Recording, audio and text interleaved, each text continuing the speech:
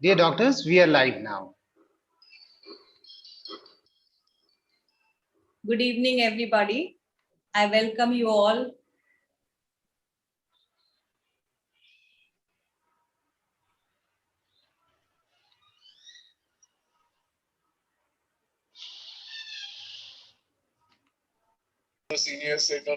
Hi, Sandhya. I'm here, but I'll come in at 7:30, huh? Sure.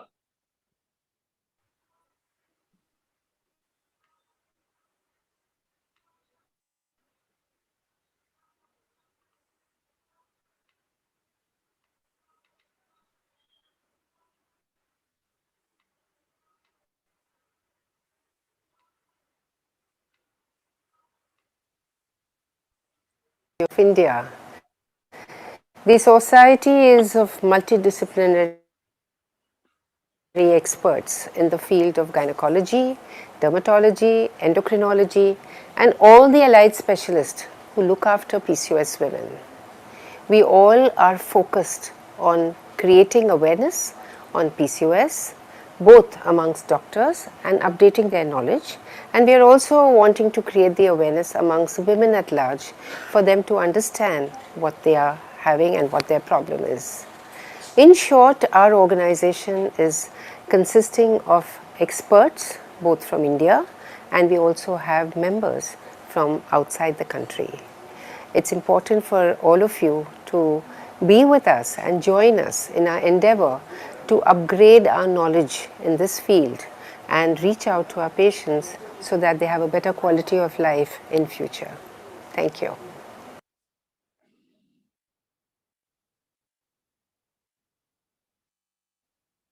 A warm welcome to all our delegates to this webinar here today. Over to Aditi Godbole. Good evening, everybody, and a very warm welcome to all of you.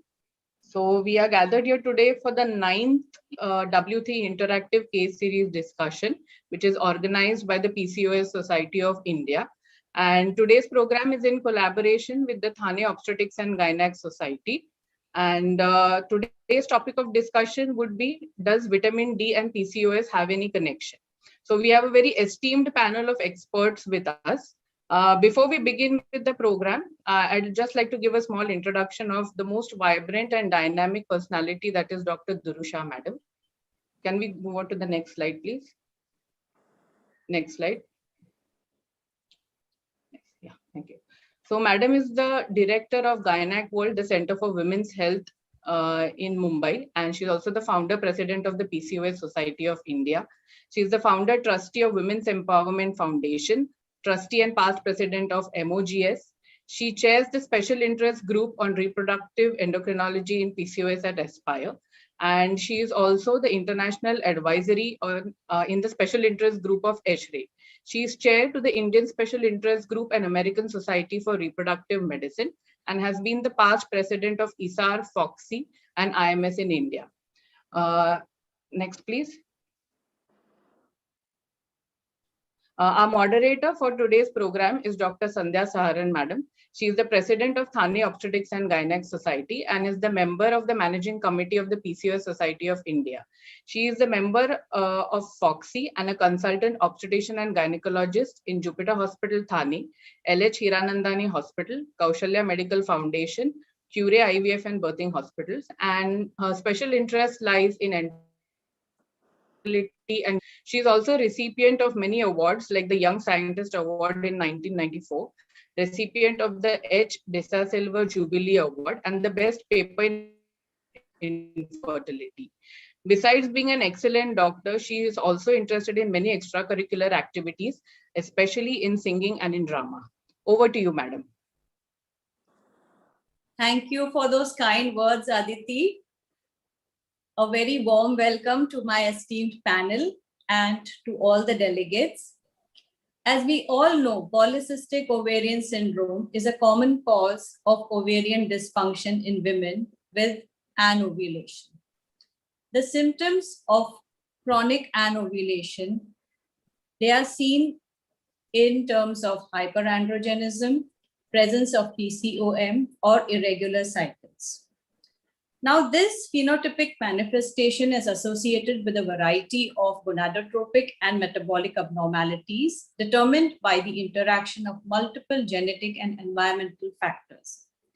The prevalence of vitamin D deficiency in women with PCOS is almost 67 to 85%, with serum concentrations of 25 hydroxy D3 levels less than 20 nanograms per cubic millimeters. The high prevalence of vitamin D deficiency is associated with metabolic syndrome, and this has a big impact on public health. Lots of studies have been done, and there is a lot of confusion. And to understand this problem, we need to have the inputs from the esteemed panel which we have here today. I would like to introduce my panelists. Dr. Padmavati Menon, endocrinologist. Next slide, please.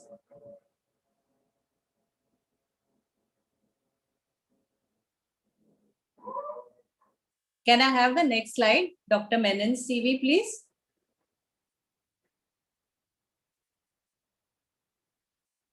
Chetan? 1 second, ma'am. Sure.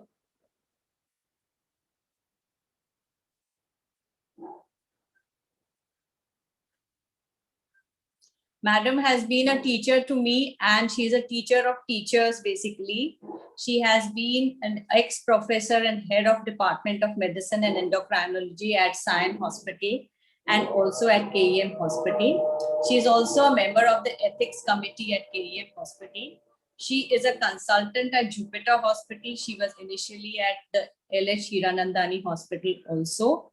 And she has conducted so many trials, and she has a complete knowledge about the entire gamut of endocrinology, the most respected teacher. I welcome you, madam. She has published 100 papers and written textbook chapters, and she has a 40 years of teaching experience. She is a Mumbai University teacher, and she has also been an examiner in endocrinology. Now she is a retired professor and head endocrinology, and she has retired from the GS Medical College, where she was till 2003 and then till 2013. Welcome, madam. Next slide, please. We have with us Dr. Girija Wagh, a dear friend, professor of Department of OBGY at Bharati Vidyapeeth Medical College and Hospital, Pune, a senior consultant with Cloud9 and Apollo Hospitals, a faculty professor of OGASH, chairman Medical Disorders and Pregnancy Committee, FOXI, from 2012 to 16, vice president, India chapter Gestosis since 2014, member of the governing council of ICOG, FOXI joint national secretary, assistant coordinator, National Eclampsia Registry, Central Supervisory Board of PCPNDT Act member, a national mentor for Lakshya, and Anandi Bai Joshi Award for Excellence in Medical Services. She will be joining us at 7:30. Welcome to you, Dr. Girija. Next slide, please. Dr. Rajalakshmi Valavalkar, again a dear friend, Medical Director, Cocoon Fertility Private Limited, Founder Chair, RCOG India Liaison Group, RCOG UK, Fellow of Reproductive Medicine, Guy's and St. Thomas Hospital, London, Reproductive Medicine and Surgery, ATSN, RCOG UK, Research Fellow, IVF, Homerton University Hospital, London, Diploma Non-Surgical Cosmetic Gynecology, American Board of Cosmetic Gynecology, USA, patron member of the PCOS Society of India. Welcome, Rajalakshmi. Next slide, please. Dr. Yashashri Shetty, Associate Professor in the Department of Pharmacology and Therapeutics, St. GS Medical College and KEM Hospital, Member Secretary of Institutional Ethics Committee at St. GS Medical College and KEM Hospital, Chairman of Podar Ayurvedic College, Sion, one of the authors of the chapter Ethical Review Process in ICMR 2017 Guidelines. She and her team are recipient of 36 awards for their research in the field of pharmacology and research ethics, including the prestigious Achari Award at national level and 3 papers at international forum. on the advisory board of the Task Force of Training Modules of Department of Biotechnology, Government of India, external officer for CDSCO in inspecting BA and BE centers, executive committee member, Forum for Ethics Review Committees in India. Welcome, madam. And last but not the least, we have the case presenter, a young and dynamic Dr. Aditi Godbole, the newest member of the PCOS Society of India. She is a consultant gynecologist at Sri Hospital Kalyan and Leela Joshi Hospital Bhiwandi, ICOG Fellow in Reproductive Medicine, Endoscopy, JK Women's Hospital Dombivli, and she has done her MS from LTMMC, LTMGH Science, and also a senior resident at KEM Hospital. Welcome, Aditi. And now over to Aditi to present the case. Thank you so much, madam.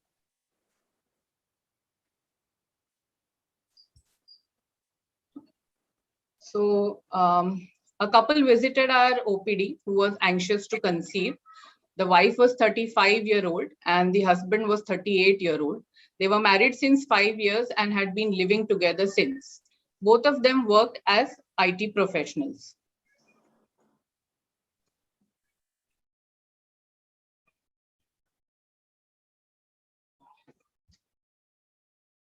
Can we have the next slide? Ma'am, can you, you are sharing the screen, just press the down arrow, down arrow. Oh, okay.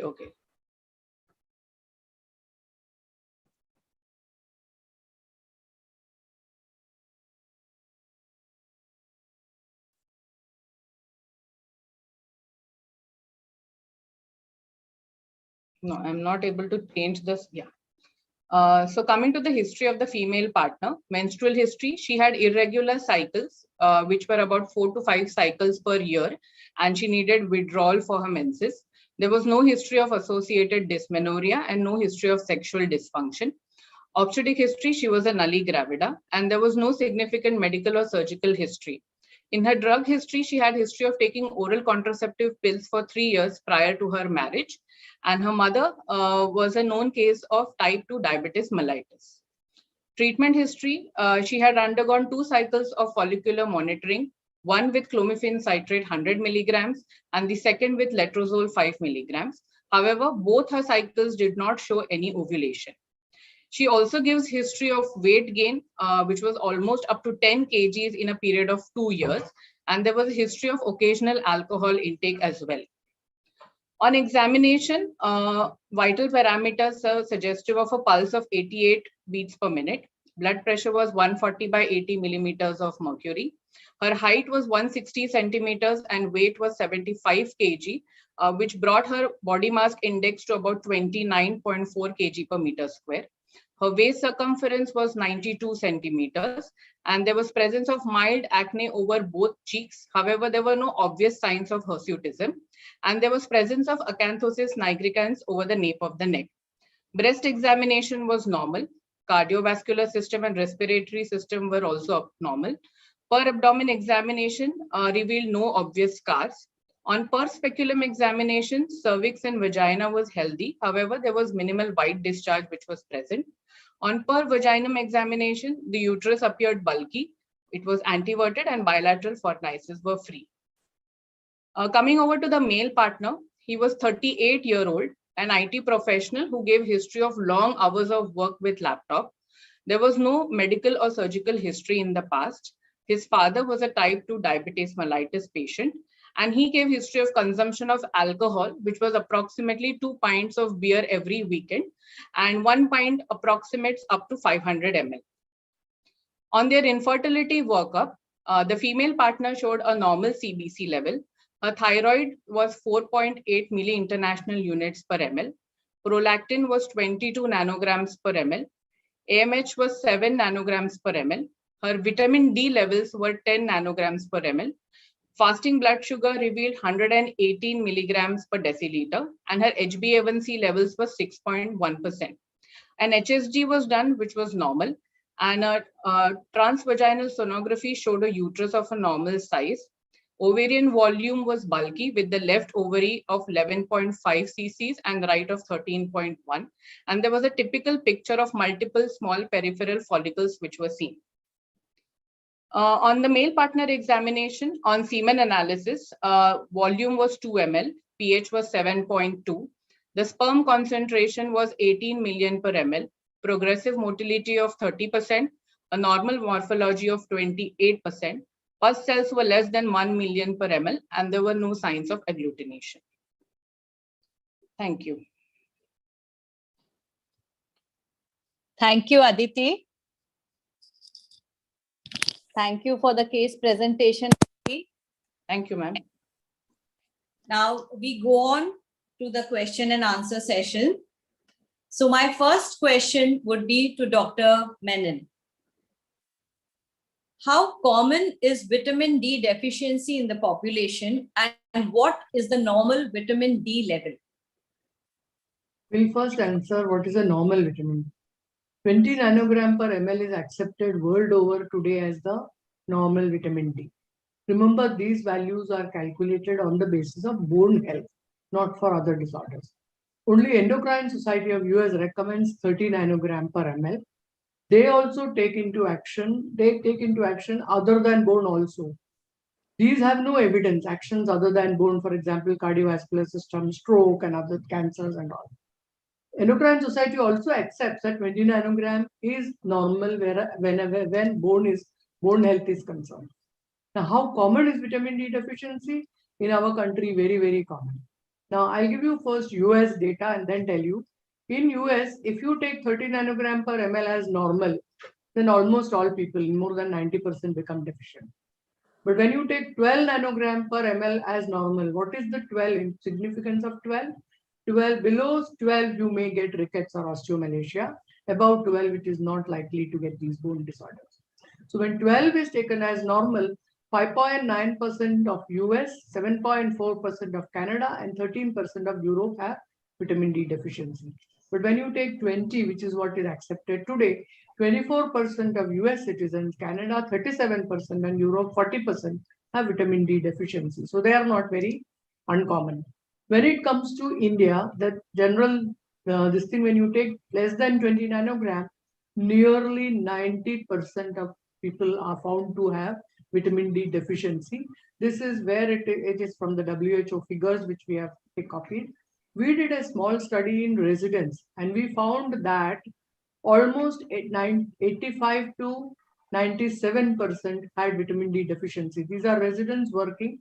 One must remember that they just cannot go out. Most of the time they are indoors and they have no vitamin D exposure in terms of sunlight. And we found that males had about 12. Nanogram was 12.8, and we took 20 as the normal.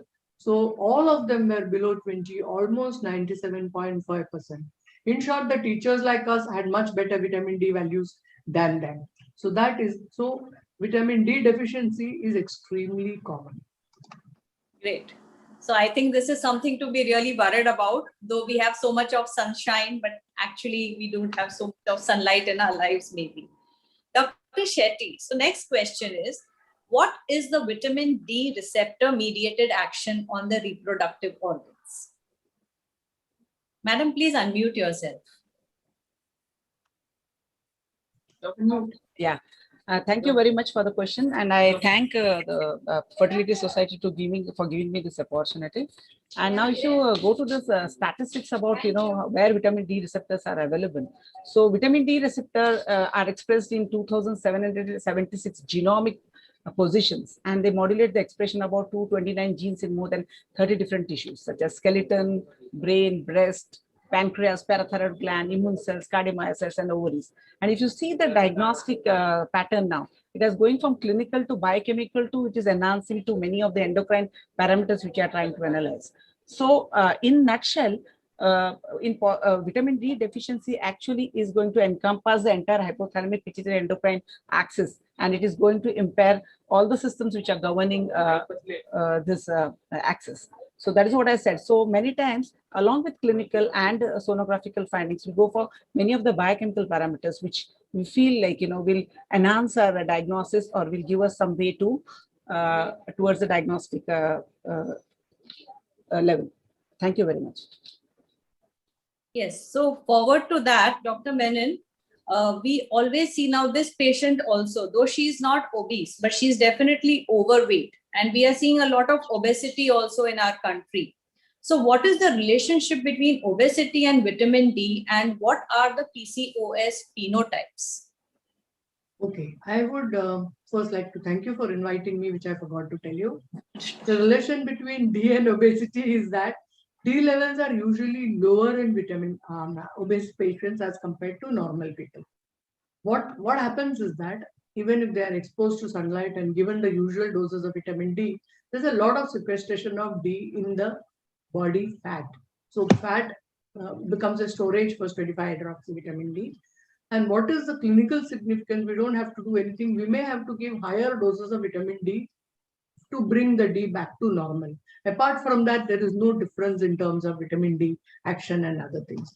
Now, the four phenotypes, see, you can divide them broadly. We used to divide in the past into thin and fat person. Both have insulin resistance and everything. But today you divide into A, B, C, D, androgen excess, all the parameters of Rotterdam 3 criteria present, you call it phenotype A. When only androgen excess and ovulatory dysfunction is present, you call it B. Androgen excess and polycystic ovarian morphology, we call it C. And ovulatory dysfunction, polycystic ovarian morphology, we call it D. My interest in this was people have done studies on all these four parameters and seen whether any difference in vitamin D levels in these people. And what they found was all of them were similar. There's no way you can differentiate one type from the other from vitamin D levels. Anything else you would like to? That is quite a clarity that we've achieved. One more thing is, madam, that we see that many patients who come to us with PCOS, there is hyperinsulinemia. That is one thing. But there are many people who like to still do insulin levels in spite of there being a clinical acanthosis. And we know that the Endocrine Society always says that there is no need to do insulin levels, but still there is a propensity amongst a lot of clinicians to do this. And also whether there is a need to do all these associated hormones like parathyroid hormone and associated things. Do we really need to work them up so much in detail? See, today what happens, usually the patient comes to me with a 10-sheet bundle of reports. Just done FSH, LH, DHEA, SDHT, name anything. And what happens is that very often done by dermatologists. And the dermatologist says, now you go and ask explanation for all this from endocrinologist. So they can't explain. I think I'm from the old school where you don't know how to read a report, you don't do a report. Leave it to the person. Now coming to anybody who puts on weight, including me or you, who may not have any type 2 diabetes in our family, when you put on weight, insulin resistance increases. This has been proved adequately. Because when you put on weight, there is too much of fat there, and excess fat in your body almost always gives rise to insulin resistance. So the level doesn't matter, whether it is 4 or 14 doesn't matter. But if your level was 4 and went on to 10, you have become abnormal for that, as far as insulin resistance definition is concerned. And that is why endocrinologists have never been doing insulin levels right from beginning, because this is what we are taught in type 2 diabetes. Even when they are thin, the insulin resistance is present. And people, for example, this lady has family history of diabetes. With family history of diabetes, when she puts on weight, certainly she will become more insulin resistant, and even her beta cell failure may start. So when you ask for that, yes, certainly insulin resistance goes up in all this. That's why we never do insulin levels. Now, if somebody is regularly cycling, what does FSH-LH give you any value? It doesn't. Ovulatory or non-ovulatory is a different method. FSH-LH possibly is normal. So we don't do any of these levels. What do? We make sure that if there is a very prolonged amenorrhea, we do FSH. Make sure that it is not a premature ovulation or insufficiency or something. Then we also do prolactin and we do thyroid function tests, because these are necessary before you even think of PCOS. So PCOS is a syndrome. It's not a diagnostic disease like ovarian insufficiency. You cannot say. So these tests are usually done by us, and testosterone, and very often they come to me, almost all of them come with reports. Then I'm explaining to them it's very difficult to get very high levels of testosterone. And if I get a high level of testosterone, first thing I think is make sure that there is no testosterone secreting tumor there. You know, so those are the things which I look for, because when you are diagnosing PCOS and put a label, everybody goes by that and then misses something else which may be there. I had a primary hypothyroidism coming recently as PCOS. I was diagnosed PCOS and a TSH was 89. Oh. You see, these type of things do happen, so that you need to look after. Lots of dilemmas. That is what. Yes. So I would like to hear from Dr. Shetty that Menon is, Dr. Madam has just mentioned about testosterone levels. And we do see that there is a lot of confusion about testosterone. Sometimes we read it should be the free testosterone, total testosterone, calculated testosterone. So there are, a lot of interpretation, and there are a lot of there is a problem with the assays. That is what we are led to believe. But would you just clarify this exactly? What is the problem with testosterone levels and whether we should do them, and if at all, then which ones? Madam, you'll need to unmute.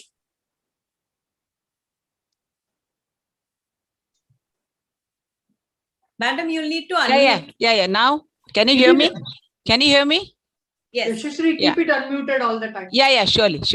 Yeah. So most of your testosterone values in polycystic ovarian disease will be less than 150 nanogram per deciliter. But testosterone values of more than 200 nanograms warrant consideration for an ovarian or an adrenal tumor.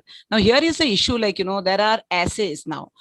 Which assay and which lab you are going to do this diagnostic test also is very important. Why that is important? Because, for example, the lab should be accredited. That is very important.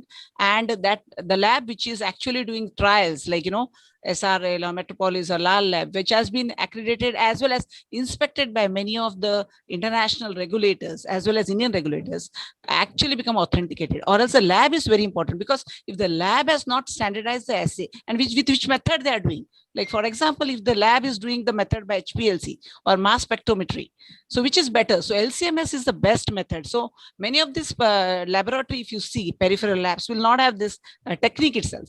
So where you are doing this diagnostic test, because the sensitivity will change according to the lab and the method which is using for diagnosing hormone levels. So unless that is standardized, your values doesn't mean anything, because the value may be so varied, you will not come to any diagnosis. That is what I want to emphasize here. When any hormone assess are going to be done by a clinician for any of these hormone disorder patients. Great. So Dr. Valavalkar, now this patient has come to you. As we know, she's been trying to, she's been married for 5 years, and now she has all this PCOS profile. She's got irregular cycles. Now, you being an infertility specialist, she comes to you and says that this raised AMH levels. Now, they all read up. They are all pretty internet savvy. And so they all read up and they ask you, now, what do you do next with this raised? And what is the correlation between PCOS and the raised AMH levels? And how would you interpret it in regards to vitamin D? Okay, so basically before I go to the raised AMH levels, let us understand how vitamin D, what pathophysiology vitamin D plays with infertility. Because once we understand that, then we understand our rationale for treating quite nicely. So the first thing to know is that, Fertilstill 2012 or 2013, I think, came out with this fantastic paper that basically said 3 things. The first thing it said that was that basically when you supplement vitamin D, in women who have got, so basically women who have got PCO have got a follicle selection problem, have got a follicle maturation problem, and also have problem ovulating mature eggs. And we know that as a fact. Now, when you supplement vitamin D in these women, what basically happens is again 3 things. The first thing that happens is that you have an induction of the AMH gene expression. So the AMH gene expression starts because vitamin D has got a direct cause and effect relationship with it. The second thing that happens is that your FSH receptors will get up regulated on your follicular surface. That's the second bit that happens. And the third bit that happens is that there is a down regulation of the AMH receptor gene. And because of all these 3 things happening simultaneously, you have a better follicle selection, you have better follicle maturation, and therefore you have more chances of ovulating. And that is what this paper shows. Now, this was again reconfirmed in 2020, very recently, with a beautiful systematic review and a meta-analysis that came out in Nutrients, which basically showed the same thing. And they said that it is a cause-effect relationship. So if you have a PCO patient and if you supplement the patient with vitamin D, it is going to, because of those three actions, it is going to reduce your AMH levels and it is going to increase chances of ovulation, which is statistically significant. But at the same time, because it's a direct cause relation effect, both those papers also concur on the fact that when people are non-PCO and normo-ovulatory, if you supplement vitamin D, the AMH level slightly rises. Okay. Okay. So keeping that in mind, that is as far as the pathophysiology for the AMH is concerned. The second bit that we see very clearly is that supplementing a vitamin D has got a beneficial effect on the FSH-LH ratio. Now we know that every time LH goes up, we are going to have problems with ovulation. Right. And you also have problems with maturation of the egg, and you also have follicular arrest. And that is typically what might be happening with this woman because she's been getting irregular periods, only withdrawal bleeds, and that too only 4 or 5 times a year because maybe she's taking withdrawal for those many times. She's probably waiting for 2.5 months, 3 months. After that, she's taking a withdrawal. Okay, so keeping all of that in mind, okay, we now have this woman who's typically overweight. She's come to me with a raised AMH with irregular periods. FSH-LH, I do not know, but most fertility specialists don't necessarily take a look at it because if you have an antral follicle count, you go ahead with a AMH AFC combination and you start treating. Okay. Right. So Right. the first step for me for this woman is going to be lifestyle modification and vitamin D supplementation in proper doses. So my favorite dose to give is 60,000 units once a week. I give it minimum for 6 weeks and then I follow once a month to try and keep her levels properly. And I have seen patients in my practice who do after 3 months, because a minimum of 12 weeks is needed, have shown a slight reduction in their AMH levels. They also give you the odd ovulation that happens. So that is where I sort of stand with her. It is like a bit difficult to explain this to the patient, but drawing diagrams and stuff, sometimes it works and they understand. Absolutely. They understand much better and they pay more attention. Yeah, absolutely. Yeah. So one point which I liked, and you will definitely advise her to first lose weight and, carry on lifestyle modification. This is what I wanted to ask Dr. Menon, because we have a lot of patients, like Madam said, who are hypothyroid and who have these problems of weight. And so, Madam, would you also, I know she's also a very strong proponent of weight loss. So what would you say, is there any specific guideline for screening for vitamin D deficiency? And should all women be screened, and especially even in pregnancy? What do you recommend? See, there is a lot of talk about screening in literature, especially the Endocrine Society, Bone Mineral Research Society, and everybody. And generally, it is believed that in general population, you should not screen. So screening for vitamin D is not, routine screening is not recommended. However, planning pregnancy and lactation is a necessity reason for screening because you do not want a deficiency there. Right. If you look at your international guidelines for PCOS, it clearly mentions that, like iron, folic acid, and so many other things. So it mentions like this: modifiable risk factors known to impact fertility and response to assisted reproductive technology, about BMI, smoking status, alcohol consumption, prescribed and recreational drug use, all of them. Apart from that, supplementation with folate, vitamin D, and dental health have all been identified as risk factor preconception. So though there may not be adequate proof that vitamin D is going to do something for ovulation, induction, or any of those things, there is no evidence to that extent. But like any other, if iron deficiency anemia, we know that there is going to be problem. If there is folate deficiency, we know that neural tube defects and all can come. Similarly, vitamin D, all nutrients are to be kept normal, and hence vitamin D should be kept normal. Do you always have to do a vitamin D level? That's a different thing.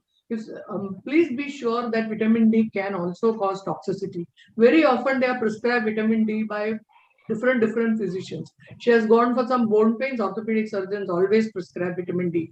She has come to me and she complains of bone aches and body aches, I will end up prescribing vitamin D. So that is one thing to be confirmed, that she's not on multiple people prescribing, because the names can be different and she may not realize it. And I've seen very educated people also not bothered to check up, what they are taking. And then the second part of the story is that if you need not do, you can just, if she's not taking any vitamin D, you can just start giving her vitamin D, because the margin for normal and toxicity are very high. So you don't need to do vitamin D. You can start with once a week for 4 to 6 weeks, followed by once a month. But please remember, only vitamin D is not sufficient. Calcium has to be given, because the entire problem of hyperparathyroidism and the bone mineral density not improving is because calcium is not co-prescribed. So calcium has to be prescribed along with vitamin D. So, madam, what is the dose which you would recommend for calcium and vitamin D, or whether they should be together or in isolation? How do you prescribe it? It can be, see, it is said that calcium given in food is better absorbed as compared to calcium given in tablet, which is a known thing. Now, calcium given in food, you can calculate the various things which contain calcium. However, vegetarians mainly get their calcium from milk and milk products only. Non-vegetarians get from chicken and meat and all those things. They also get fish and everything, but vegetarians get only from there. So you will finally, in vegetarians, if they are not fond of milk, you will have to prescribe calcium as a tablet only. Should we give vitamin D? No, vitamin D can be given once a week. When you are giving, you can just prescribe CCM, Chelcal, or any of them which contain about 500. During pregnancy, I would expect 1000 milligram to be prescribed. But which is patient is taking some amount of calcium as milk and milk products, then I can get away with one tablet. I tell them how can they increase their calcium content in the food by various methods. Please remember, very large number of vegetables are known to have high amount of calcium. They are not absorbed because Indians take a lot of phytates along with that. Phytates do not allow calcium, iron, and other things to be absorbed. And that is why even iron today is better prescribed before food as compared to after food. But calcium has to be prescribed if it is carbonate form after food, because otherwise they need acid in the stomach for absorption. Otherwise, it is not absorbed. So you need to look what you are prescribing, how you are prescribing, and you must know the method of prescription. I think Yashashree is going to tell you later on about that.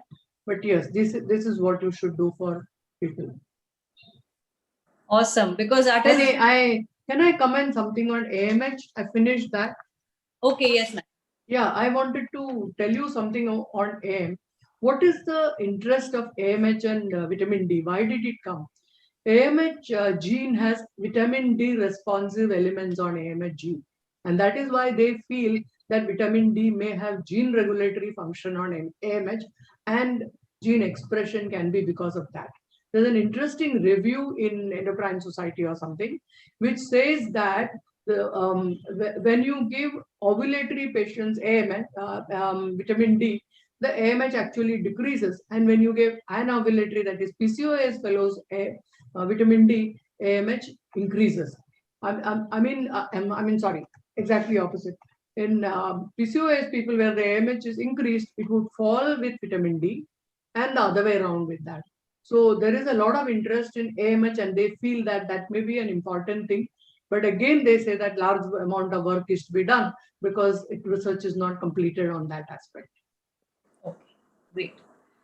So Dr. Shetty, coming to you, as madam said, she's explained very elaborately as to how much calcium and when to be taken, because this is very important for us. All our patients are mostly, especially those who are pregnant at least, they are always on iron and calcium supplements. And we always tell them, do not take them together, because they have the propensity, they tend to forget. So what they feel is we should take everything together because bar kaun lega. The idea is, iron, calcium, folic acid, take everything in one go. That is one problem which we face most of the times. And which vitamin D would you recommend, D2 or D3, and why? So the question here is which D2 or D3? There is a lot of evidence on D3 being better than D2, and why it is what is the reason for that? So because there is a stark difference in the metabolic fates of the degradation of cholecalciferol, that is D3, that should not be ignored, because the difference in the side chains between the two forms of vitamin D is that in argocalciferol, that is D2, has an additional methyl group in the carbon 24, and there has been reports that the difference directly affects the rate of argocalciferol conversion to serum 25-hydroxy D2, and also its affinity for vitamin D binding protein and vitamin D receptors, which are all critical steps involved in the activation of vitamin D. The second thing which happens with vitamin D2 is hydroxylation. When there is hydroxylation from 25-hydroxylation in liver and then 1-alpha-hydroxylation in the kidney, this argocalciferol as compared to cholecalciferol is actually gets deactivated argocalciferol, and therefore is irretrievable. So in contrast to cholecalciferol, retains its capacity to bind to vitamin D receptor and still requires an additional side chain for oxidation. And thus, so we understand by this mechanistic thing, and cholecalciferol is found to be inducing a quicker response in the production of serum 25-hydroxy D3, and that was just sustained for a longer time and at a higher concentration than did the argocalciferol. So these are the three mechanisms by which we can say that cholecalciferol is better than argocalciferol. But now what are the trials talking about? So when you give a weekly dose of 50,000 units of cholecalciferol versus argocalciferol, it was found that the doses of vitamin D, the levels of blood levels of vitamin D2 was higher with cholecalciferol as compared to argocalciferol. And when you stop the drug, there was evidence that far greater rate of degradation of argocalciferol occurred over 6 weeks time period as compared to cholecalciferol. Now this is about weekly doses, but if you give a single bolus dose of 50,000 international unit, again, that also showed a greater area under curve for cholecalciferol than argocalciferol, with serum 25-hydroxy concentration fell rapidly back to the baseline after 14 days, whereas serum 25-hydroxy D3 concentration peaked at same time as D2, but had not returned to baseline at the end of 28 days. So if you understand now, with all these evidences in background, D3 is better than D2. That is what I can say. Okay, and what is the optimal dose which you would recommend, and what is the best efficacy? Optimal dose of what, madam? D3? Yeah. So how long, and if you are going to give a maintenance, then what is, because there are so many things. Some people say 2,000, some people say 4,000. So there's a lot of confusion regarding that also. So now, actually, if you see that again, I think so. Padma Menon will talk on that. So Institute of Medicine actually gives us the dose, so the below 70 years of age, the dose is at least 600 international unit. That is what we recommend. And above 75 years, we give 800 international unit. And in pregnancy, you can increase because the demand in pediatrics and in pregnancy is more. So wherever the requirement is high, you can go somewhat higher. But if you want to go a depot, then the depot can be up to 3 lakhs, one depot, because we have found, as compared to oral and depot preparation of intramuscular cholecalciferol, it was found that these drugs retain in the body. They peak earlier, they reach a plateau, and they then degrade after 28 days. So the retention of depot preparation is better as compared to oral, and the enhancement of serum levels of D2 also is more as compared of depot level as compared to oral preparation. So for parenteral, you can go up to 3 lakhs international unit depot preparation.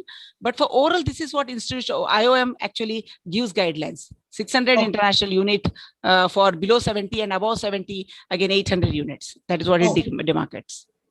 Dr. Menon, there's one very valid question from Dr. Satish Tibrewala. He's asking us whether we do SHBG levels, because I believe there are a lot of centers internationally which do SHBG levels. So how valid and how relevant are they? No, I don't normally do, because PCOS can be diagnosed even clinically. So SHBG is done in certain situations where you have something else in mind, for example, like adrenal disease or something like that. We don't need to do SHBG on a regular basis. Okay, fine. Unless you want to calculate free testosterone or something like that. You don't need to do an SHBG regularly. So I think Dr. Girija has joined us. Welcome, Dr. Girija. I believe she was away for another webinar. You need to unmute yourself. Now, this patient, Dr. Girija, you know the gist of the history that we have given. She's presented to you with all these investigations. She believes that first, let me go and show Dr. Girija. So what is the first advice you would like to give her? And also, if the husband and wife come to you, what counseling would you give them? Because the sperm count is also suboptimal, as we know, in this case. First and foremost is, I would like to assure them, Sandhya, that yes, the possibility of pregnancy is there. It's always a case of a glass half full or half empty. That we should give them an assurance, but we should also tell them that there can be challenges, because then these challenges can be because of the fact of their age and then so many other background issues. The second thing is they have to be told that it's not only the medication that is going to work, but it's going to be so many other things like the lifestyle changes. Because that's going to affect not only now, but they can influence them in the future. Like most of it is as an obstetrician predominantly, we are at the receiving end of a lot of residues of what has happened during their fertility treatment. So at this point in time, I would like to tell them to optimize their general health, lifestyle, to identify why should a sperm count be abnormal in a healthy man. These are questions which are related to lifestyle issues also. So these require to be looked into, because this is going to matter for us to get results, for us to have normal. You asked me a very generalistic question, so I felt that this will be my generalistic advice for these patients. And then, of course, we'll get into the detailed nitty-gritty of trying to investigate issues. Can I please add something there? Yes. One of the things that I would specifically like to tell this guy is to stop keeping his laptop on his lap. Yes. Okay, because his sperm issues are like Warmer. mild at present, and direct heat is going to be affecting it. So the first thing that he can do to help himself, apart from everything else, is to get into a habit of putting his laptop on the desk and working like that. That is the first and foremost thing, I think. I think that name laptop should be changed. It should be changed. Fortunately, though it is called a laptop, most people work it on the desk only, including me. Oh, I never like to keep it in my lap. That's good for I them. hope So most of them do that. Great. So as Dr. Girija said, first she would like to give them a lot of counseling, and in that she's mentioned the role of alcohol, and this patient has also taken oral contraceptive pills before, and they have a sedentary lifestyle. So Dr. Shetty, what are the pharmacokinetics between these? Because we have a pharmacologist, which is a very rare thing for us on a panel. So we would like to understand the role of alcohol, vitamin D pharmacokinetics, between the link between OCP use and vitamin D deficiency and sedentary lifestyle. So would you just sum it all up as and explain to us? If you see the evidence, available information, that association between alcohol use and vitamin D is still limited.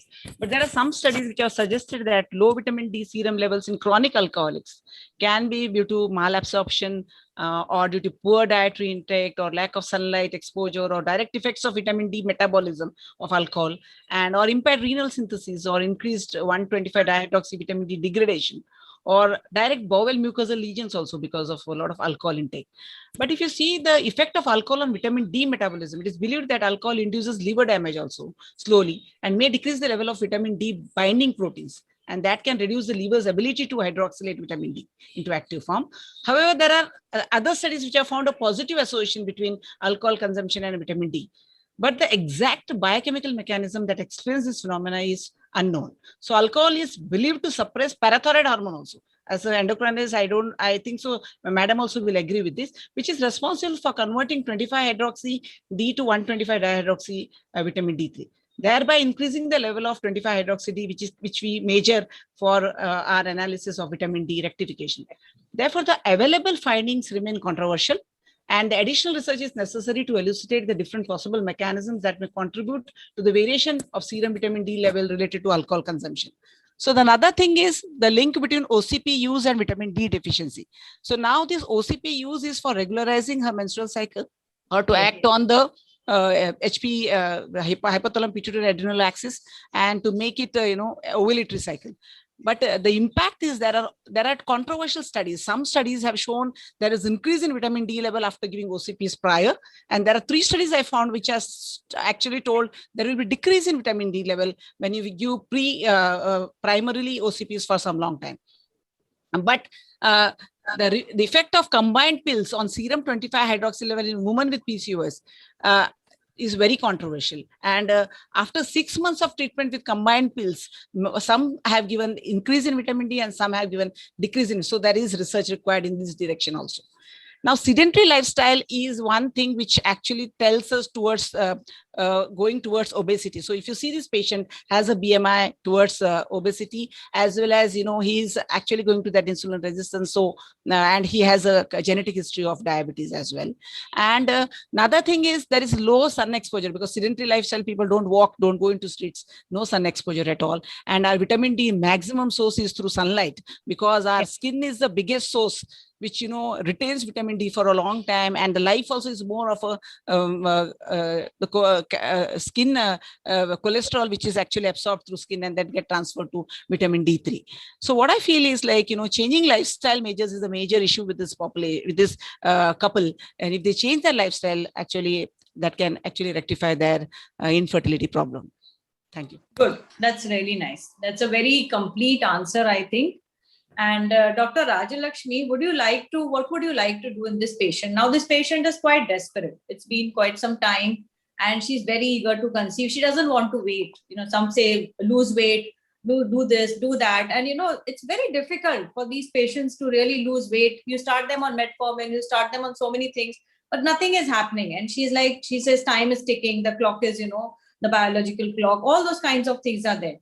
So would you like to do a diagnostic hysteroscopy, laparoscopy, or you see so many follicles in her ovaries? Would you like to do something on that, or would you just straight away recommend assisted reproductive techniques, IUI, IVF? What is your roadmap? Okay, so basically, we have to have a very systematic approach to this patient. You cannot straight away take her for IVF, in my opinion. Right. Step one would be, obviously she has tried a dose of 100 of clomiphene, and we know that we can go to a dose of maximum of 150, and her wishes are going to be very important for me in deciding that. So if she wants to avoid further interventions, I might give her a cycle of 150 and give it a trial and see if she ovulates or not. That is like, depending on her wishes, that's my first thing. She still remains anovulatory. Then ovarian drilling comes in fashion and goes out of fashion depending on who's presenting which paper. And there is a very recent RCT from 2020, which is I think Adel et al, which very clearly says that in anovulatory PCO, if you do ovarian drilling, your chances of getting a clinical pregnancy rate post IVF ICSI is much better, and it is a statistical significant increase. Okay, so now having taken a look at and sort of, I'm basically a surgeon at heart, so I have like always believed in drilling. And when I do get a true resistant PCO, it is only for my true resistant PCOs that I would drill, because as you know, when you drill, you are also damaging your ovarian tissue. And the damage, though you stick to your 4 holes at 40 watts and 4 seconds, and not more than that, still the tissue damage response for each patient is going to be different. So Right. I might have one patient who might not show as much tissue damage, and another patient who might show a really bad outcome. And therefore, I do reserve my ovarian drillings only for patients who genuinely have had a resistant PCO. Because I know the minute I have done the drilling, I'm trying to get my correction of my FSH-LH levels. And post having done that, I'm more likely to get ovulation spontaneously if the patient doesn't want to have more robust interventions, or even if I offer her IVF, because now see, understand, she's been married for 5 years. Right. So we do not know whether she has tried for 5 years, but I'm going to presume she has, because any woman who has tried for 3 years or over automatically goes into the IVF group. Because for Right. 3 years, treatment or without treatment, 95% of your patients have to be pregnant. So Right. if they're not pregnant, if she's in your last 3 to 5%, then it is our duty to offer her the best possible treatment that we have today. And success rate for success rate, IVF gives me a better success rate at clinical pregnancy and a live birth as opposed to my other treatments. So therefore, having had an informed discussion with her, having discussed all pros and cons, taking her views in mind, my preferred choice for her would be probably drill her and then take her up for IVF. Okay. And if you take her, then is there any standard protocol which you follow, or you just go as per the patient's? What is the So basically, protocols with PCO tend to be a little bit of a uncertain footing. Because they were initially not responsive, there is this tendency to want to stimulate a little more robustly, and Yes. then you have to balance your issues with developing an OHSS on the other hand. And therefore, having an individualized approach, so considering that she's obese, considering that I'm going to need slightly higher doses for her, Right. even though she was a PCO, I might not go to doses of say 300 450, which I've seen people do. I Right. might stick myself to maybe like something between 150 to a 275, depending Right. on what her antral follicle count was, and depending if my vitamin D and all the previous interventions that Girija has already done, if her AMH is stabilized and if her hormones are stabilized, taking that all into account, I would basically try and individualize. I would like to start with a lower dose and then step up, because that gives me a better control than start with a higher dose and then have a full-blown ovary on hand and end up with OHSS. Okay, great. That's a very good take-home message that we've got. Now, Dr. Girija. Yeah, I think Madam is there. Dr. Girija? Yes, Yeah. yes. Yeah. So now this patient, like you said, you'll be doing a lot of counseling with her. So at the same time, she's going to be asking you, doctor, suppose I'm taking treatment for vitamin D deficiency. Suppose she conceives within the next month itself. She's already on treatment, but she's very apprehensive. Now, doctor, I've conceived, I have a deficiency. So what are the kinds of, repercussions? How would you like to explain the pros and cons about all these on the pregnancy, about the pregnancy itself, and also maybe on the fetus? See, basically, vitamin D is a molecule, as we've been discussing just now. There are a lot of pros and cons to it, and therefore you can see that there's no uniformity in the guideline. But I would definitely mention to the patient that the fact that you suffered from vitamin D deficiency, let's investigate why this is happening. It may be because of your diet or your sedentary lifestyle, whatever. But now you will have to remember that during pregnancy also your demands are going to increase, and you will have to look into this. Right. And that is something that we will have to tell them. Right. That is true. And suppose, like Madam said, at one point of time, Dr. Menon has mentioned, and even I have seen a lot of patients, they go to so many doctors, and everybody, sometimes they are too busy, they don't see the previous prescription. So this patient is taking vitamin D from one person, another person. So they're taking lots and lots of vitamin D. So suppose you say that, she's taken a lot. Can you see any hypervitaminosis in your practice? Have you come across any of these cases? No, I have not come across any hypervitaminosis, fortunately, in my practice, but I have endocrinological colleagues who have mentioned that there can be harm, can be not very safe for them, because finally vitamin D is a hormone. Right. And we can't forget that it is a hormone.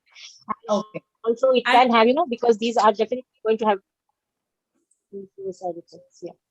So, Dr. Menon, what could be the repercussions? Suppose there is an excess, which you said is very rare, but in case this happens, then what do we? See, as MD students, we always had to learn that one of the causes of hypercalcemia was hypervitaminosis D, large amount of vitamin D taken. Okay. And that is something which I've seen in practice in the last 10 years only.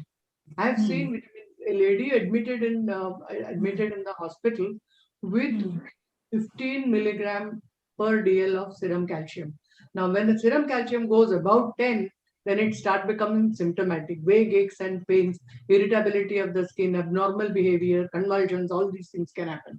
So that had happened to her. And on going through her history, I found that she was taking Gemcal TDS for more than 3 to 4 years. And Gemcal contains what is called 125 calcitriol. Calcitriol hence should not be given. Another patient whom I saw had vitamin D level of 80. Oh, 80 nanogram per ml. This lady had hypercalcemia, but it was mild, 11 to 12. All that you do is ask them to drink a lot of water, stop vitamin D and calcium completely for a few days or 2-3 weeks, and then they recover gradually without much of help. But in an elderly individual, just think, I mean, you are talking about pregnancy and this thing, so that's not a problem. But in a 50 plus or 60 plus individual, hypercalcemia occurs. This can land her up in stroke, abnormal behavior, and even a myocardial infarct. So we have to be careful. Vitamin D toxicity is a real thing. I had a patient who was diagnosed as stroke, and the son said her abnormal behavior is all because of stroke. And we found her serum calcium to be 13. It came down, and within a week she started behaving so normally. Son was surprised that this stroke can go away. I said, stroke has not gone away. Vitamin D hypercalcemia has gone away. So vitamin D level does not do anything. It produces hypercalcemia, and the hypercalcemia produces. And the difference in hypercalcemia, vitamin D deficiency, vitamin D excess is that serum phosphorus is very high. Normally in rickets osteomalacia, serum phosphorus is very low. Here the serum phosphorus is high. So you have a vitamin D high, serum phosphorus high, and invariably calcium is high. The treating physician will do a PTH. PTH will get totally suppressed because there is so much of vitamin D and hypercalcemia. PTH axis shuts off totally. So that is something which I have seen at least 4 or 5 cases in the last 5 years. so madam, It's as not you uncommon. said, it is not mandatory to screen everybody, and No. we can start. But in pregnancy, you said definitely it's important to screen them. If you And need, also- you may screen. You can start treatment, but you may screen also. Because In sometimes, patients ask you why you're giving me this. Right. So Right. you may sometimes need to show. And not only that, in pregnancy, lactation, you want her to continue throughout lactation and possibly 6 months after lactation. So showing her a vitamin D level, see, it is so low and this is going to harm you and your baby, is a very good way of making them take for a very long time. Okay. So Dr. Rajalakshmi, in your practice, this you only treat them till they get, your job is basically to get them pregnant. So that is what you would like to do. So would you just initially give them the standard 3 months, like you said, weekly, and then go on to a maintenance, or how do you go about it? So normally, I like giving them 60K per week for 6 weeks, and then I like continuing once a month as a Oh. maintenance until she falls pregnant. When she Okay. falls pregnant Sunday, then she comes to you. Yeah, that's what I said. Till your job is to get them pregnant and then Yeah, send them. absolutely. But having basically said that, them being on vitamin D even before I start my interventions is vitally important for me. The reason being, we have got enough data there. Basically, there are these two lovely trials which were very well conducted trials. The first trial talked about vitamin D supplementation before an IVF cycle in PCO women who had low vitamin D levels. Okay, and in this group of women, we had better quality of embryos and we had a raised clinical pregnancy rate. And the reason why I love all my women who are going to end up having to actually have vitamin D before I start. And secondly, even when I do ICSI, I tend to get a better fertilization rate and I tend to get a better clinical pregnancy rate. So, these are like papers from 2019 and 2020 from the Middle Eastern Journal, I think. Yes. And both these papers are like very, very clear. So there is absolutely no two thoughts about whether an IVF expert needs to give vitamin D in a PCO who has low levels of vitamin D before she goes ahead with treating them. So, that rest that forever. I think even I've seen this paper. It's a very interesting, very recent paper where they've written that the numbers of retrieved follicles and the fertilized oocytes was increasing with every 2 nanogram per Yes, ml. absolutely. It was very This is the interesting. Omran paper. Omran Yes. has shown that you get higher number of mature oocytes. You have a better fertilization rate that also translates into a better clinical pregnancy rate, and that's for ICSI. But if you take a look at Zavos et al., they say even with IVF you get exactly the same things. So irrespective of what way you're fertilizing, vitamin D is causing a tangible difference in my clinical pregnancy rate. we've noticed, I was going through the literature and we've noticed a lot of papers have come in the last 1 year. I think maybe it is because of the COVID work from home situation. Absolutely. People have had a time to crunch their data. Lot of interest in vitamin D and lack of sunlight. 2020 has seen 2 meta-analysis, 3 reviews, and it's just been fantastic. Yes. So, Yeah, Dr. that's right. Girija, what do you recommend to Yeah. your pregnant patients? Would you, apart from iron, calcium, do you like to give them vitamin D also as a prenatal protocol? Yes, To I all will this? tell you, Sandhya, I would like to, because all our patients are indoor patients. They don't go see the sunlight. They go into the office. Then while they're traveling also, they will wear burqas and then travel. Nobody likes the ultraviolet rays. Then they don't take diet which are efficient in vitamin D. So I would like to write supplements, because if you are looking at so many evidences which are talking about it, why not? And this happened, long time back. If you look at the history, there was some beer, one guy in 1929 promoted, saying, drink this beer and your bones will be stronger and you will not get rickets.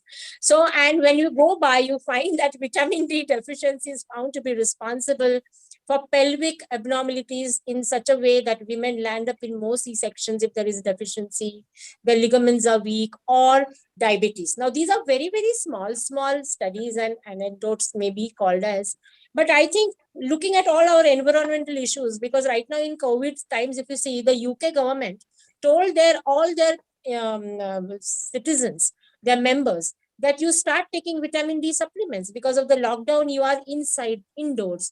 So I think this would matter to us also, because we've always been talking about we being in a tropical country, we don't need. You tell me, Sandhya, when have you last gone to the sun? Mine is a different. I'm a fitness freak. So I don't know. I'm a daily wages. I'm just Yeah. But Will be. yes, you're right. The only thing is, once we go into the hospital, definitely if we are there from morning to evening. So we are either, operating or we are in the consulting. So definitely, by and large, we do not get exposed to the sun. What you're saying is absolutely right. Though we are a tropical country, we are at a loss for vitamin D, which is a very sad thing. And we should look into this. And the message is quite loud and clear, since we've had so many inputs from our experts. Now, Dr. Menon, coming to you, this patient, she has a HbA1c level of 6.1, I believe. So is this patient a diabetic? Does she have diabetes? And what is the role of vitamin D in insulin resistance, DM, and metabolic syndrome? Number one, does she have diabetes is the first question. Yes. For PP, I thought was random sugar was 164 or something, which is certainly abnormal. Yes. But for diagnosis of diabetes, you need to repeat the test. Maybe hemoglobin A1c and fasting needs to be repeated. And if they are high, that is one part of the story. Second part of the story is that she already has PCOS. Her family history of diabetes is confirmed. So she is pre-diabetic, and if we don't put her on LSD or something, she will turn out to be gestational diabetes. And this is an opportunity to prevent her gestational diabetes. So she should be treated as pre-diabetes and confirm that she should not take, even if the levels are normal. If the levels are abnormal, of course, we all do treat certainly. Now, next question which you asked me was whether insulin resistant and other things are going to make a difference. Correct? There are enough studies. Yeah, there's a large amount of study done in type 2 diabetes. And we have also done in our KM as one of the dissertation, we didn't find that vitamin D does anything. See, you're talking about two different things. I want to differentiate something here. When you have a vitamin D deficiency, yes, you have to treat. Both Girija and Rajalakshmi said they have vitamin D deficiency, we should treat. There is no question. The question here is over and above, even if they are vitamin D sufficient, does vitamin D do anything more for any of these things? Which is not true. Which part is not true? So diabetes type 2, it is now convincing evidence that it is not doing anything. There are some studies going on in type 1 diabetes, and they feel that very early autoimmune stage, whether D has any role to play. And that is the level we are talking about, more than 20 or more than 30. Whether it will have some role, there are some studies going on. There are very large number of studies looking at BMI, I mean, looking at BMI, IR, insulin resistance, and including experimental methods, and they have said that it makes no difference whether vitamin D sufficient or deficient individuals. So it doesn't change to that extent. There's no convincing proof to say that by giving vitamin D, you're going to improve in a person who's already vitamin D sufficient. There's another thing which I want to bring it to your notice. There is a lot of talk on what is the real vitamin D level. I told you 20 is the accepted level. There are many people who think that for bone health, more than 12 is not even required. And there is a thought that there may be a genetic aspects to vitamin D, where I may do well with a level of 15. You may do well, you may not do well with 15, you may require 20, and somebody else will do well with 12. There are a lot of studies which show that even at the level of 12 or 13, you don't have any bone parameters abnormality. You don't have any abnormality at all of vitamin D in respect to bone, and whatever you can achieve, there is no osteoporosis or osteomalacia or rickets below 12. So there's a lot going on, and don't be surprised if they say, and that is why the USPSTF, which is a body which looks at evidence and tells you whether there is evidence, say that in a person, normal human being, the only exception they have made is pregnancy and lactation. All others, you need not screen for vitamin D, and you should not treat unnecessarily with vitamin D unless they are asymptomatic. So this is something which is coming up in future. But in this lady for diabetes, yes, you need to make sure that she doesn't have, and even if she does not have, we would put her on LSD so that she doesn't develop GDM when she becomes pregnant, which is That's a very important message, madam. You've explained it very well. But there's one thing which is pertinent to today, since we are facing the pandemic, and we all know there is so much going on. Everybody is taking multivitamins, they are taking vitamin D, they are taking vitamin C. So what would you suggest as an endocrinologist? Because there is so much of WhatsApp university, which, even we get gyan every day, take this, take that. So, I mean, do we really need to take all these supplements? What would you suggest? If you have deficiency, you need to take. You need to have vitamin C, vitamin A, and everything normal in your body. That there is no doubt about that. Yes. You who don't have deficiency and they give you, zinc and that and other things for improving your immunity, it's all hogwash and bullshit. Your immunity is decided only by your body. When does the immune system start working? When you have an infection. The infection comes in and your immune system is kicked into action. At that time, you should not have deficiency. Even iron deficiency is going to affect you abnormally, correct? So that is the most important thing you have to remember. By taking this, I will not get COVID because I have developed my immune system. Absolutely rubbish. Nothing is like that. So do not take unnecessarily zinc and everything in high quantities, please. We don't know what will they do.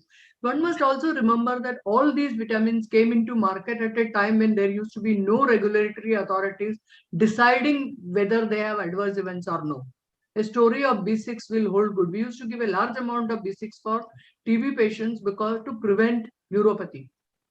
And in somewhere around 84, an entire article, Disease a Month, came only on hypervitaminosis because B6 was proved to produce neuropathy if given in very, very large amount.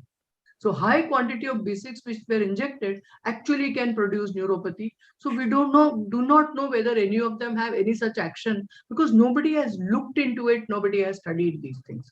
So never go overboard with vitamins. I tell my patients, B12 is prescribed once in a week for 3 months and all that thing. Not required.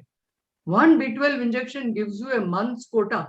In B12 deficiency, that is in pernicious anemia, we used to prescribe only one B12 injections per month. So in a normal person who can absorb B12, why should you prescribe anything more than that? So one B12 is sufficient. Requirement of these vitamins are very low. So think about vitamins. There are certain, I think that newer endocrine international guidelines talks about all these things. So that's a different topic. So let's not go into detail.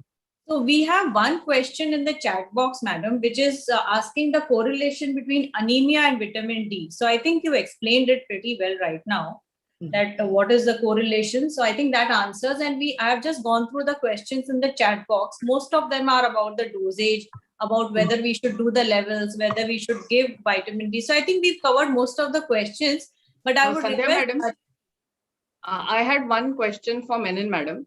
Yes. So can I ask?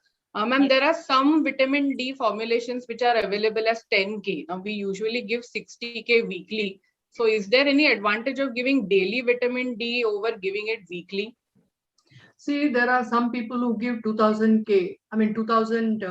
international units of vitamin D per day. Some give 1000, some give 3000. I don't know from where they get.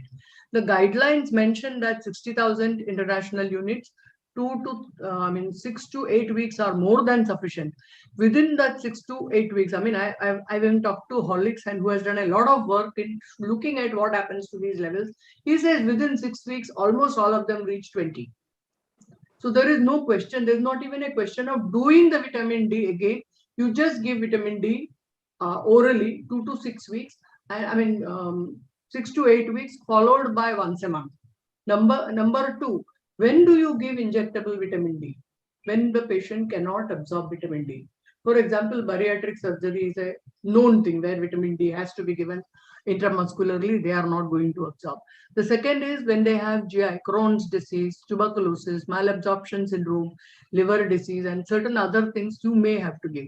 In liver and renal disease, you will directly give 125, or you may give 25 hydroxy.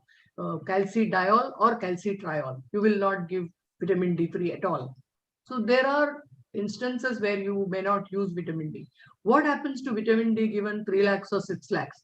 6 lakhs almost lasts for 3 months. The levels can be found. 6 lakh is not recommended, like Dr. Shetty said. It is better to give 3 lakhs, which also lasts for 4 weeks or 6 weeks or something like that. So there are a lot of studies, and if you want in the literature, there are what does 6 lakhs do, what does oral do, and everything. But oral seems to reach good amount of level in 99% of cases, so you don't need to worry about intramuscular or any other preparation. Why do I not? You can give every day also. You have a preparation where you have about normal person who has no vitamin D deficiency symptom can be given an ordinary 600 to 800 international units of vitamin D per day. That is more than sufficient. And that can be achieved by giving your Shelcal HD or Osteocals. There are several preparations in the market which you can give with vitamin D and calcium combination. When do I do that? When they have to be given calcium, they don't take milk or milk products, not vegans and things like that, then I have to give calcium and vitamin D. So if she has to take 2 calcium tablets, might as well give vitamin D along with that instead of doing it separately. That can be done. If the person says that gradually I will increase my calcium intake by food, and she'll calculate. In the market, there are several things which contain good amount of vitamin D and calcium. I think women's Horlicks, do you advise or not? I don't know. But I personally looked at the content, and vitamin D calcium content is very good. So instead of taking 4 glasses of milk, I take a little bit of Horlicks in that, and it contains calcium and vitamin D. Similarly, Bournvita, there are several preparations. I tell them, go to the market and look. Wherever you see the calcium added, you may add that powder to your milk and drink it so that your calcium intake can be increased. Why do I say that? Because calcium through meal, which is coming through milk and other things, are better absorbed than vegetable calcium or than even tablets. Out of the tablets, 50% is absorbed. So it's far better and cost effective, and you enjoy the taste. No, I enjoy Horlicks. That's why I take Horlicks. But it can be any other thing which contains calcium, which you can take and enjoy the thing rather than eating that tablet, which is such a huge Madam one. is a brand ambassador today for Women's Horlicks. No. Women's it really contains good amount of calcium and vitamin D. And that kind of calcium and vitamin D is not found in any of the other this thing. The question is whether it is absorbed or not. Yes. You see, having something is different, and whether it is getting absorbed, nobody has done any research. That's why I don't tell them you take Women's Horlicks. I tell them go and find out wherever calcium is found. You can add that to your milk or something and then drink, or mix it in water. Madam, can I? Okay. Madam, can I add to this? Madam, can I add to this? Please. Yes, Dr. Shetty. Yeah. Can I ask a question Aditi. to Madam? 1 minute. I'm adding one thing to this oral preparation. So there are a lot of studies which have done comparison between dispersible tablet versus solution versus disintegrating strips versus oral and intramuscular. So it was found that oral tablets daily actually enhances your vitamin D3 peripherally up to 26 within a month's time, and intramuscular will take will remain for a longer time, that is 3 months. But oral also is found to be equi-efficacious. But in that 4 preparation, that is a disintegrating dispersible oral and solution and disintegrating strips were found to be more efficacious because the vitamin D2 level increase was 100% as compared to capsule, oral, and this. So there are a lot of studies on that. And orally, you can give daily also if the compliance is good. If the patient is ready to take orally, oral capsule or oral tablet is also is a go for vitamin D deficiency patients. Thank you. I'll just take 2 questions very quickly because I think we are going to stop in the next 5-7 minutes. Raja Lakshmi, 2 questions from the audience. Therefore, to you. Do we give steroids in resistant ovaries and so many preparations of letrozole? So what would you recommend? These are 2 questions for you, then Dr. Girija. Okay, so I will take the letrose question first. Okay. 5 milligrams is the top that I go. I don't give anything more than that. Okay. But then it is worthwhile seeing whether you want to give a single dose of 5 milligrams, which hasn't worked before. You might want to give a 2.5 split and then see. Okay. But then having done the ovarian drilling in this case, I'm just sticking to this case now. Maybe the 5 milligram might now work, which did not work before. And which letrose? So any company basically. Okay, great. But I don't believe in 2.5. I give 5 directly. Okay. And that is the only thing that I do. And do you give steroids in resistant ovaries? I do give steroids in, so for me to put a patient on steroids, I need her to have not responded to anything at all. Okay. I also need her to have gone through maybe a trial GnRH stimulation with say 75 per day and not show any recruitment or recruit, but get just stuck at that level of 8-9, 8-9, 8-9. And this is typically the patient in whom I will consider DEXA. Okay. And having added DEXA, you do see that they start responding. Okay, great. Dr. Girija, one question from Dr. Monica Singh. Is vitamin D safe in the first trimester? Yeah, it is safe. It doesn't have any side effects. Okay, Aditi, I would But do not give it in malignant proportions. Right, of course. Aditi, just show the guideline slide once while we are just talking. And I would like to take one take-home message from each of the panelists. We start with Dr. Menon. Take-home message before we wind up. Take-home message. Okay. You're showing the slide first or I should talk first? No, madam, you can talk. We'll just show the guidelines in the end. Okay. PCOS is a multifactorial disease. It's more like a syndrome, like type 2 diabetes, and hence the limitations of type 2 diabetes will remain, like whether vitamin D works or doesn't work at all. The relation between vitamin D and PCOS, there has been no conclusive evidence, and AMH is mostly the star which may be coming up later on. Vitamin D deficiency need to be addressed, whether PCOS or otherwise. And I told you what the international guideline mentioned. One must keep the vitamin D level about 20. In pregnancy, I would like it between 20 and 30. No need to go beyond that. Pre-pregnancy, pregnancy, lactation, vitamin D and calcium are needed. You may not need to do D levels unless you want to convince your subject to take long-term vitamin D and calcium.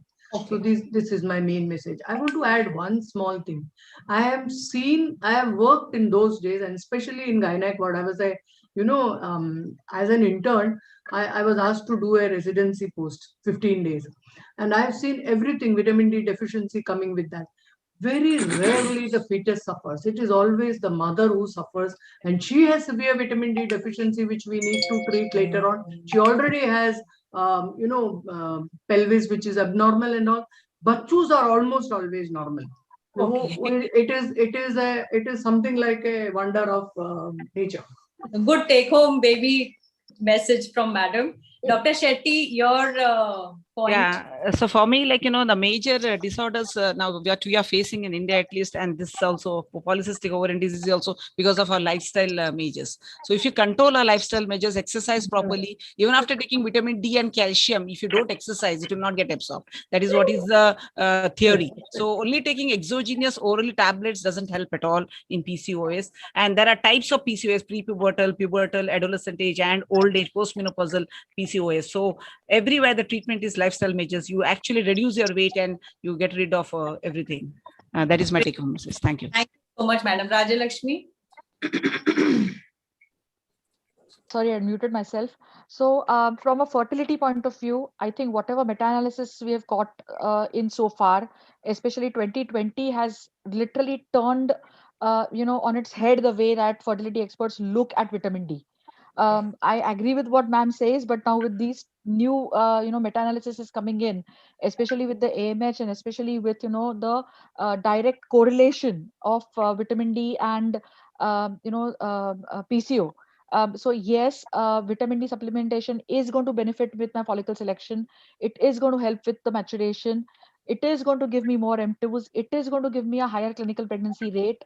And generally, my outcomes are going to be better. And that is what all these meta-analysis are saying. I have been supplementing vitamin D for ages together because when I was in the UK, our protocol had vitamin D in it as default because yes, England being a cold country, we used to supplement everybody, and that's how I've been doing that in my practice anyway. And I'm just glad now that we've got data that is starting to support that. Right. So I think that's a very positive message from you.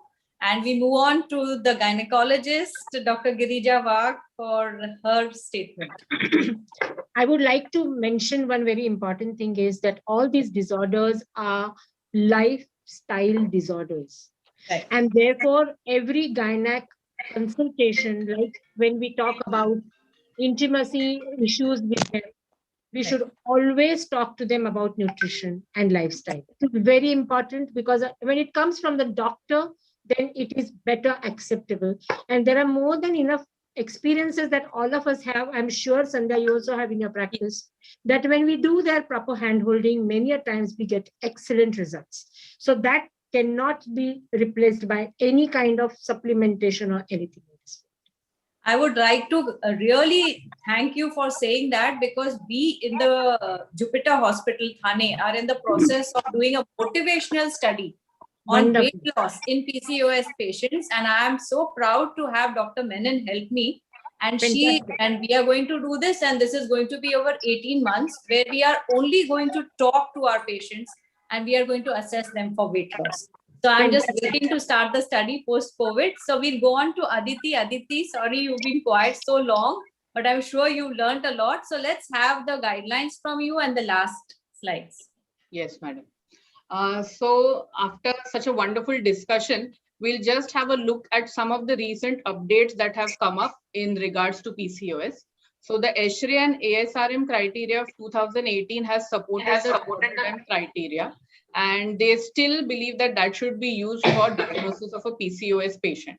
So although all guidelines agree that ultrasound criteria is not a must for diagnosis, however, ultrasound features are important because we want to identify the phenotype of PCOS. And with the improved image quality of ultrasound machines these days, the ultrasound criteria has been updated.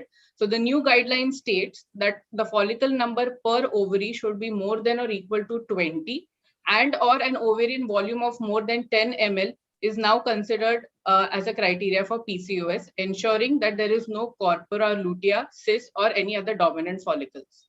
Besides that,